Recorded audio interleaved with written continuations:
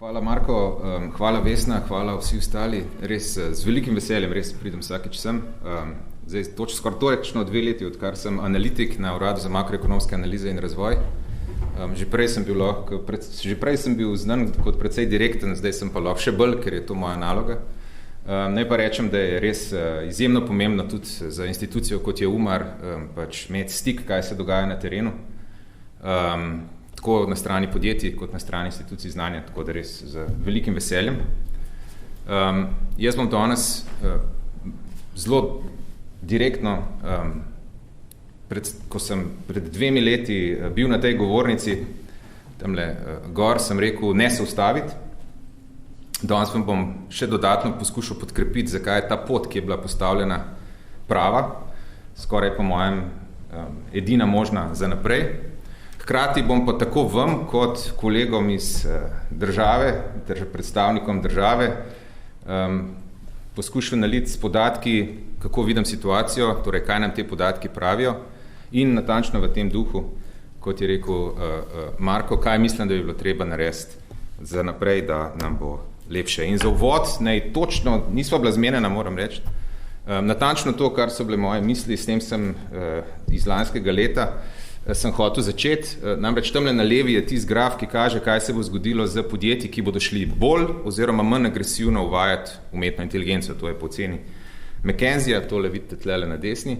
Tisti, ki bodo v prvi skupini, bodo odskočili naprej, to je grafična ilustracija tega, kar je bilo ravnokar rečeno. Tisti, ki bodo v povprečju, bodo pobrali drobtinice. To je nekako filozofija tega in vse to skupaj poganja to, kar je tale graf na levi. So te produktivnostne premije, ki izhajajo z cele vrste tehnologij in predvsem njihove integracije, ne samo v proizvodne procese, tudi sicer v tržni proces, če tako rečem, preko možnosti novih produktov in poslovnih modelov, ki jih digitalizacija in tako naprej omogoča.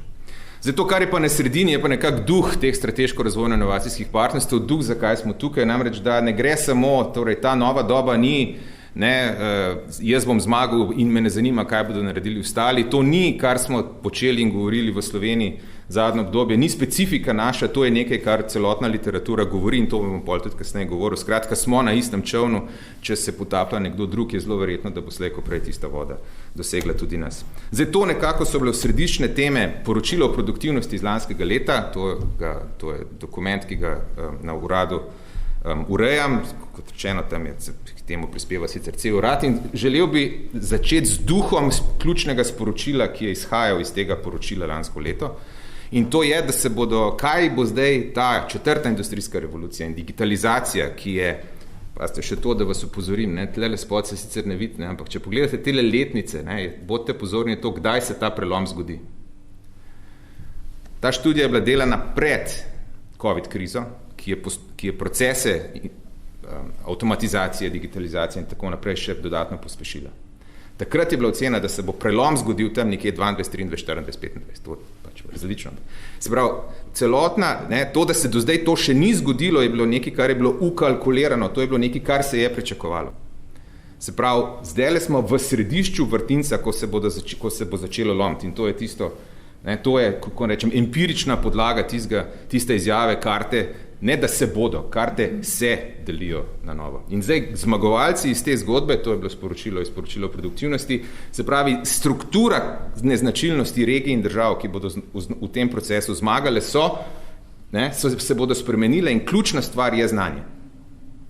Znanje, neoprijemljivi kapital pa pomeni raziskave, razvoj, inovacije, digitalizacija, podjetništvo, pomen storitev in integracija, da si v središču dogajanja, ampak ne dogajanja, kar se dogaja samo znotraj tega, kar recimo Slovenija ali pa širšega prostora, ampak globalno. Zato vi veste, hočem samo toliko nas spomniti, zaradi tega, ker bo to duh, ki bo spremljal celotno moja predstavitev do konca in tudi, ki bo podlaga konceptualna temu, kar trdno verjamem, da bi bilo treba narediti. In vse to je podkrepljeno v poročilu produktivnosti za serijo literature konceptualne in empirične, ampak danes bi se lotil drugače, namreč poročilo o produktivnosti bo konceptualno, kot rečeno, podlaga, hkrati je pa Urad za makroekonomske analize in razvoj spomladi objavil tudi poročilo o razvoju, vsakoletno poročilo, ki ima noter tudi cel kup novih podatkov, to je nekaj, kar se bom tudi izrazito skliceval, hkrati pa v do konca novembra predvidevamo objavo letošnjega poročila o produktivnosti. En del teh analiz bom tudi danes že predstavil. Takole so bile osrednje teme lansko leto in jaz se danes ne bom ukvarjal z produktivnostjo, kaj se nam dogaja za nazaj, kaj so globalni dejavniki, ki mislim, da to poznate, in mi smo lansko leto posebej izpostavili pomen digitalizacije kot enega izmed ključnega dejavnika, ključne gonilne sile za to, če hočemo iti naprej.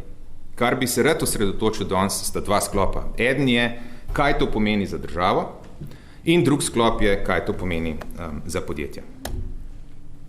Tole so bila priporočila, kaj bi mogla znotraj tega procesa prehoda v četrto industrijsko revolucijo narediti država. In gremo do spodaj navzgor. Ali smo uspeli zmobilizirati gospodarsko in celotno družbo v to, da gremo in da se zavedamo pomena tega? Jaz mislim, da imamo tukaj še zelo veliko domačo nalogo, ki je skupna naloga, to ni stvar države, to ni stvar uprav, to je stvar vseh skupaj.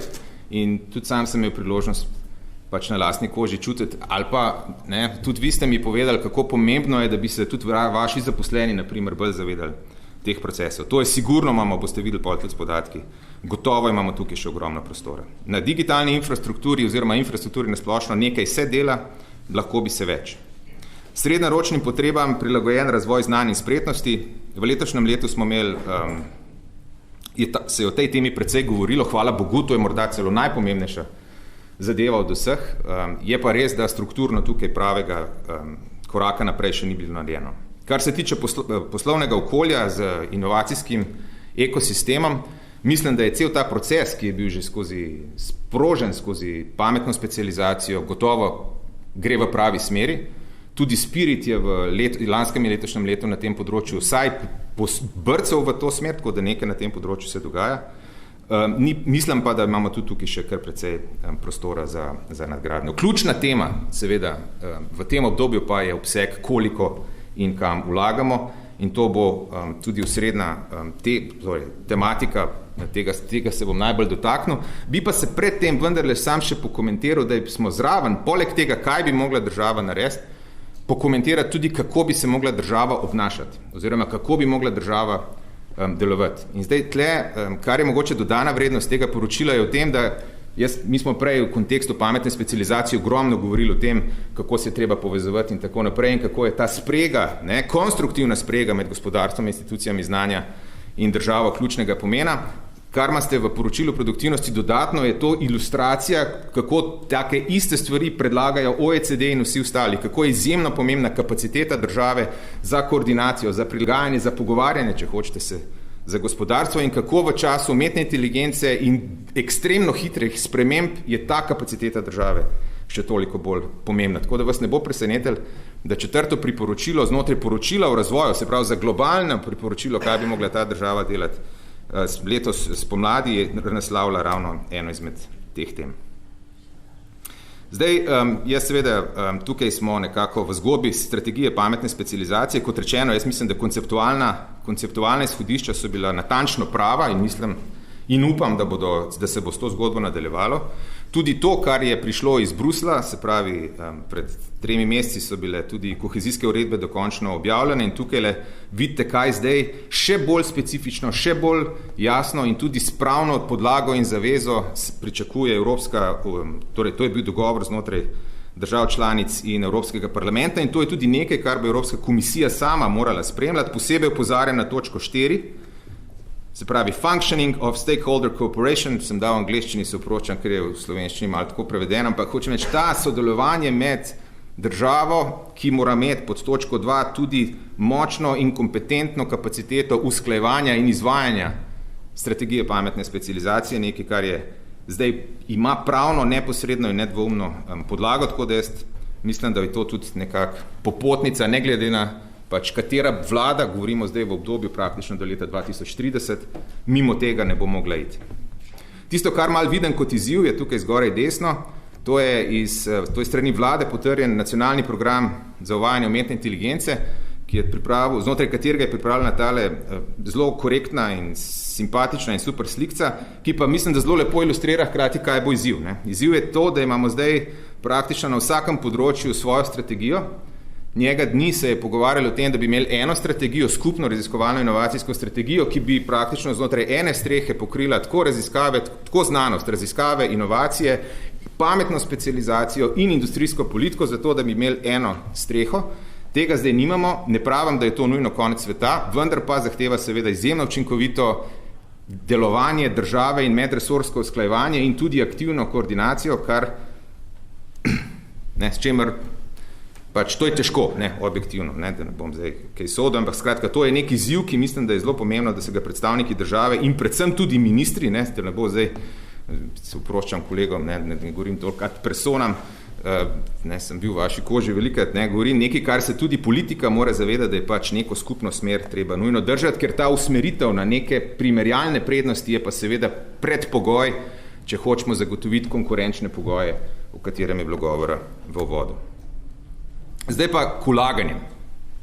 Spoštovani, tukaj pa se bojim, ne bom pretirano optimističen, zato sem se javne sfere še posebej javne sfere dotaknil raje v začetku, čeprav tudi na podjetniški strani so stvari v zadnjih letih precej manj rožnate, kot so bile nekaj prej. Dva grafa, ki kažete, zakaj sem v bistvu zelo glasen tudi sicer, zakaj sem zelo zaskrbljen, ker situacija je enostavno približno takale. Če pogledamo vlaganja v informacijsko-komunikacijske tehnologije skozi čas, to so naša skupna vlaganja rdeče, vidite, da lepo zvezno padamo v zadnjih 20 letih, vodilnih 5 držav pa, kot vidite, pospešuje. Mislim, da mi je treba nekaj dosti komentirati. Če pogledate absolutne razlike, vidite, da smo bolj proti repu kot spredaj, pri čemer me še posebej bolijo take stvari, kot če tle malo natančno bolj pogledate, vidite spodaj recimo Češko. Mi Češka se doskrat, Češka nas je prehitela po bruto domačem proizvodu, to veste. In ko se sprašujemo zakaj, jaz mislim, da je to en zelo pomemben razlog. Zato, ker vlagajo v prave stvari. Pri vlaganjih v raziskave, razvoj in inovacije, še enkrat, to izpostavljamo, ker so to ključni dejavniki prehoda, kdo bo uspešen v dobi 4. industrijske revolucije. Smo spet zdaj smo sicer od 2017 naprej malo pospešujemo, vendar praktično smo zdaj pod povprečjem vlaganj Evropske unije. Pazite, pod povprečjem vlaganj Evropske unije v raziskovalno razvojno dejavnost, da ne govorim, kje smo v primerjavi z 5 vodilnimi državami. In tukaj bi pa, to je pa ena izmed sidernih točk, kjer bi rad, da si tole pogledate, ker so tele odstotki BDP-jev, se mi zdi, si jih ne znamo čisto dobro predstavljati. Smo v poročilu o razvoju preračunali tudi, kaj to pomeni na letni osnovi, koliko premalo vlagamo glede na povprečje EU in koliko glede na 5 vodilnih držav. In na javni strani je letni izpad glede na povprečje EU-ja 90 milijonov evrov. 90 milijonov evrov. Glede na 5 vodilnih držav pa 182 milijonov na leto vlagamo manj. Zdaj, kar je malo zoprno, je, da zdaj celo na podjetniški strani tudi manj vlagamo od povprečja EU za 32 milijonov in glede na 5 vodilnih držav za 277 milijonov manj. Ampak pazite, to je glede na delež bruto domačega proizvoda. Če bi gledali pa na prebivalca, se pa te številke na državi, na strani javnega sektorja pospnejo skoraj na 600 milijonov, na strani zasebnega sektorja pa na čez milijardo 100. Hočem samo ilustrirati, da brez vse zgodbe, ki se igremo, povezovanja in tako naprej, vse te, brez tega, da bomo vlagali, ne bo šlo. In prvo sporočilo tega dela je, vstopamo v COVID krizo in v zgodbo planiranja sredstev do leta 2030 smo vstopili z ogromnim mankom vlaganj. Tudi na zasebni strani, manjšem, ampak tudi, še posebej pa na strani države. Tole bom malo preskočil tisto sliko, ker me malo bo čas začel basati slej ko prej. Zato bi se rad osredotočil na, se pravi, naslednje leto bodo volitve in ne vemo, kaj se bo zgodilo s sredstvi integralnega proračuna. Sam to, da komentiram, v odstotku BDP-ja, da nam zdaj to letelo, da to leti na tekočo vlado, približno konstantno žalost, kar se tiče vlaganj v ekonomsko preobrazbo, imamo na strani integrale že kar praktično celotno zadnje obdobje in Ne? Tako da ključna zgodba, ne? Dinamiko ustvarja dejansko, tisto razliko ustvarjajo evropska sredstva in to mi zdaj daje podlago, zakaj še posebej pomembno, kaj bomo se odločili za obdobje 2021-2027, kam bomo vložili evropska sredstva, ker leta 2023 se bodo pržgala nazaj fiskalna pravila in vse te zgodbe odprtih proračunov, ki jih zdaj gledamo, ko si lahko delimo bombončke, se bodo končali in takrat se bodo vse te zgodbe, se bojim, razvojne spet prelevile oziroma vrnile nazaj v evropsko zgodbo. Vlada je ob potrditvi načrta za okrevanje in odpornost pripravila tudi tole tabelo, iz katere se vidi celovita slika. Posebej se bomo osredotočili na ključne dva vira za financiranje razvoja, načrt za okrevanje in odpornost in pa sredstva kohezijske politike. Skupaj govorimo o 5,8 milijard nepovratnih sredstev, kar je seveda neprecedenčno. Tle spodaj vam piše v delu, to so stvari, na katerih še zdaj delamo, tako da to, prosim, ne morete citirati Umar, ker še ni šlo čez uredniške odbore. Kar se tiče načrta za okrevanje in odpornost, je bilo to precej debate in to je zdaj edini primerljivi podatki, ki so na razpolago, so za delež sredstev, ki so znotraj NOO-jev predvideni za digitalizacijo. Tukaj je Slovenija precej proti repu, je pa res, da ni bistvene, da je potem države, ki so pred nami, večinoma nimajo bistveno večjih deležev, to je res. Razen neparih držav, recimo Litva, ki je šla na 1/3 pač sredstev za okrevanje in odpornost. Kot veste, jaz sem bil zelo kritičen do te odločitve in zdaj bi rad ilustriral, zakaj je temu tako. Namreč, bistvo zgodbe ni v deležu, oziroma ni samo v deležu. Različne države so namreč dobile zelo različno intenzivnost pomoči načrta za okrevanje in odpornost in če preračunate obseg predvidenih sredstev za digitalizacijo, glede na bruto domači proizvod različnih držav v letu 2020, potem vidite realnost, kje smo. Puščam na stran manjše prejemnice, ne? V tej skupini je praktično edino Češka, ki je za nami, vse ostale so pred nami.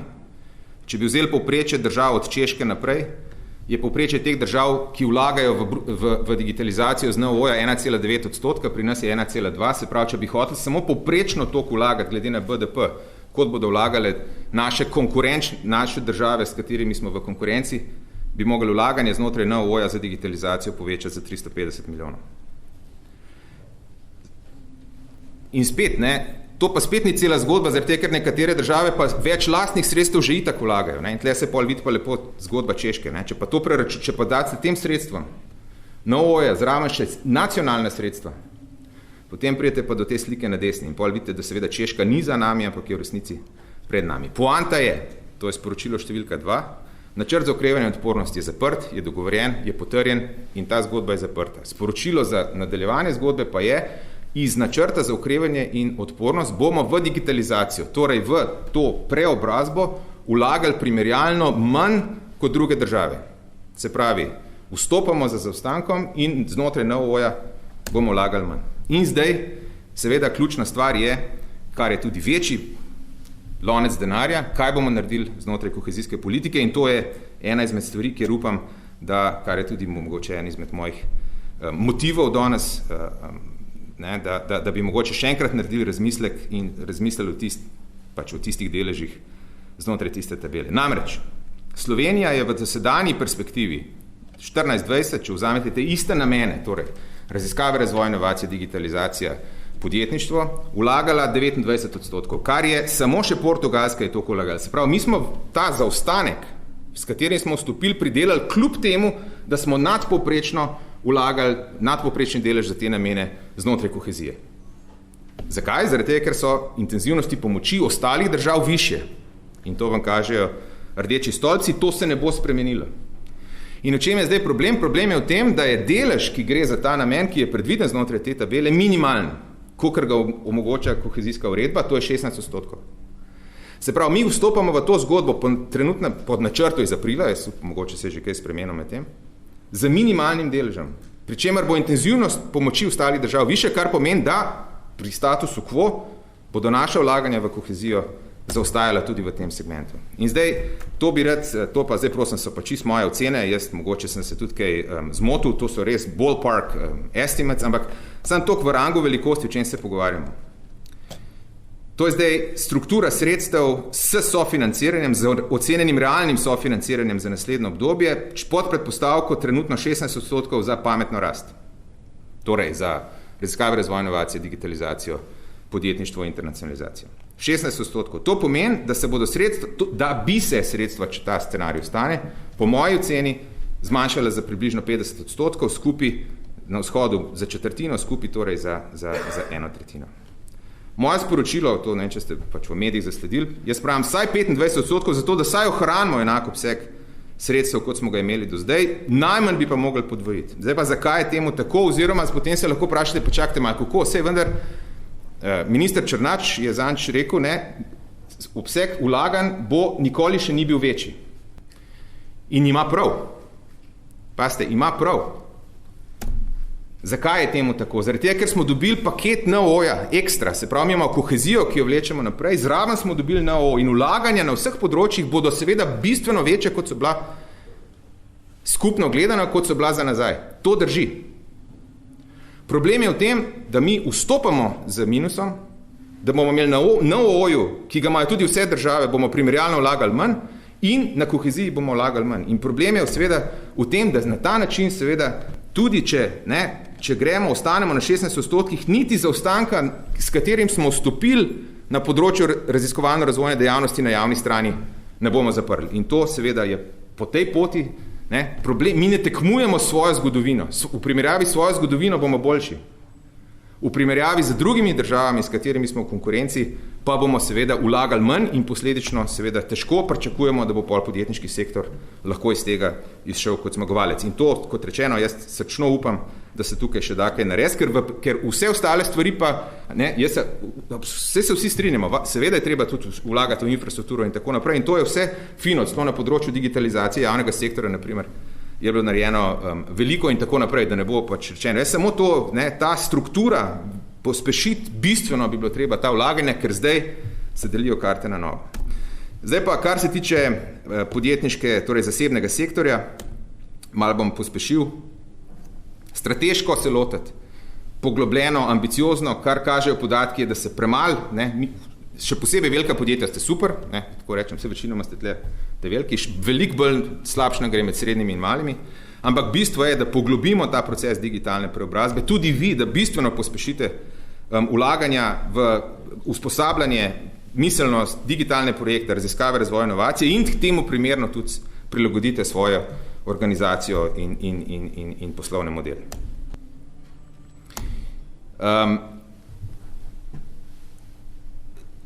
Skoraj tako bi rekel, vedno bolj podatki kažejo, da se nam gospodarstvo lomi. Velika podjetja, zelo dobri podatki, recimo, najbolj robotizirani znotraj Evropske unije. Podatki tole, kar imate pred sabo, uporaba IoT-ja v podjetjih pri velikih 5 znotraj Evropske unije, potem pa, če pogledate, srednji in majhni, je pa velik razkorak. In posledica tega je seveda, da te veliki ste dovolj močni, da stvari delate, da saj te stvari uvajate brez problemov, ker ste imate dovolj lastne moči. Srednji in majhni so po večji meri odvisni od razvojne politike. In zaradi tega je tako pomembno, da se tega lotimo bolj intenzivno. Tole so preračuni, kaj se dogaja z digitalnim indeksom slovenskega gospodarstva. Tudi tukaj pozitiven signal.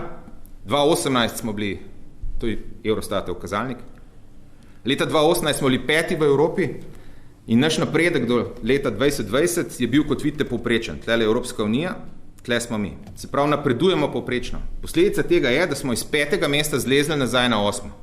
Zato pravim, povprečno je prepočasi. Mi moramo biti v tej skupini, ki smo najbolj ambiciozni, najbolj agresivni, to pa zahteva, kot rečeno, cel kup stvari, strukturnih in tako naprej, in tle je veliko stvari predvidenih, ampak treba bo tudi več vlagati. Zdaj pa še zadnji krog stvari, tole ste že videli lansko leto. Zakaj je tako pomembno, da smo takole? Zaradi tega, ker je na ta način možno priti do novih idej, novih rešitev in do novih inovacij. To je podlaga konceptualna inovacij in tole spodaj je recimo slika, ki ste jo videli že lansko leto, Boston Consulting Group most innovative companies in the world, so med letom 2015-2018 bistveno pospešile sodelovanje ne samo med sabo, ampak tudi z institucijami znanja. Tle bi vam rad samo pokazal, da to, kar smo delali, je aktualno. Tole so 3 viri, ki govorijo o, recimo Kearney, prav o strateških partnerstvih in naredi različno klasifikacijo o tem, kaj pomeni, kako ta partnerstvo skozi čas na osnovi krepitve zaupanja lahko gre v nove višine. In ta strateška partnerstva, točno to, kar smo mi leta 2016 pomenovali, so co-develop and roll out entirely new business models. Se pravi, da skupaj razmišljaš in skupaj delaš na novih produktih. To je zgodba, ki je aktualna, na tej osnovi trdim, da je to prava smer. Še več, to ni samo zgodba te velikih, to je še posebej pomembno za ta male. Naslednji mesec bo objavljen tole v Research Policy paper, ki kaže, da je celo sodelovanje in povezovanje za srednja in majhna podjetja in njihove inovacije celo bolj pomembno od vlaganj v raziskave in razvoj. Skratka, hočem reči, to smer, ki je bila nastavljena, je gotovo prava in s tem je treba nadaljevati. Drugič, treba je pospešiti, treba se je v tem smislu reorganizirati, treba je uvajati in si jeti to digitalizacijo, ne s to, ko se tega malo bojimo. Digitalni dvojčki niso, tega sem dotaknil kasneje, to ni samo zgodba proizvodne in tovaran, digitalni dvojčki so širša zgodba. Deloitte je označil kot ena izmed ključnih tehnoloških novosti lanskega leta. Korejci kot enega iz ključnih stebrov, to je digitalni dvojčki so podlaga za nove produkte, nove storitve, nova podjetja in predvsem tudi bolj prebojne inovacije, s čimer imamo kjer bi lahko še precej več naredili. Posledice za javno politiko, podpora digitalni preobrazbi, podpora za to, če hočemo hitrejši, če hočemo biti bolj ambiciozno, pilotni centri, raziskovalna infrastruktura. Ta razpis za TRL 3-6, še posebej za vas večja podjetja, ključen, znotraj NOO-ja predvidenih samo 20 milijonov evrov, raziskovalci, tvegan kapital in tako naprej. Prihajam v koncu. Kar se tiče novih poslovnih modelov in delovanja, literatura pravi, da se bo ta dodana vrednost znotraj različnih faz proizvodnega procesa spremenila, ampak tisto, kar je morda za Slovenijo še bolj pomembno, je, da se število dobaviteljev, to pa še posebej zdaj v času COVID-a zmanjšuje, bistveno zmanjšuje. Zadnjič je bila ena multinacionalka, ki deluje tle v Sloveniji, razlagala, koliko je njihov tier 1 dobaviteljev, koliko so zmanjšali to številko in so rekli, mi gremo v smer mega dobaviteljev, ki so totalno usposobljeni, kaj to pomeni? Pomeni, da bodo nalepljeni na njihove, da bodo za vsak šarauf vedeli znotraj njihove tovarne. Kdor ne bo tam, kdor ne bo imel teh sistemov, bo iz te zgodbe padel. In če se nam to zgodi, potem se nam seveda trda prede.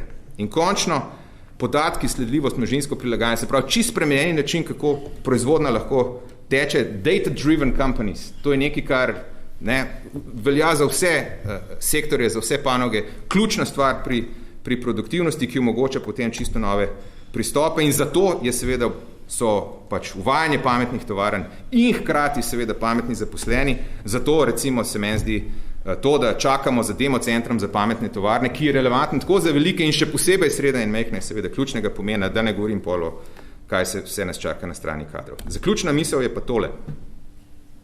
Mečkrat se mi zdi, da pri nas to se dostikrat razume kot da je digitalizacija stvar inštitutov ali pa, nekih znanstvenikov ali pa IT firm, ki so v Ljubljani. Nasprotno je resnica. Ljubljana bo nekako zdržala, ker je odvisna od storitev in v veliki meri od lokalnih storitev.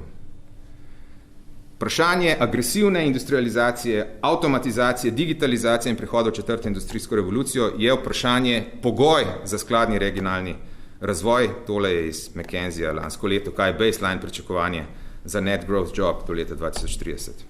In to me pripelje do zaključne misli, ki je, da je za Slovenijo preživetveno vprašanje, se pravi, niti ne bi rekel, danes ali nikoli, jaz pač, če ne bo danes, ne bo nikoli, zato mislim, da je treba pač z vsemi 4 skočiti v tole digitalno ali imenujemo ekonomsko razvojno preobrazbo, spremeniti način, kako funkcioniramo. StripMatPro je odlična popotnica v tej smeri, koraki so, cel kup korakov je bilo narejeno v pravi smeri, velika podjetja še posebej delujete v tej smeri, jaz bi rekel, morate dati samo še iz 4. v 5. Srednja podjetja morajo dati iz 2. v 4. Isto mala podjetja, država prideti nasprot, vlagati in bo super. Hvala lepa.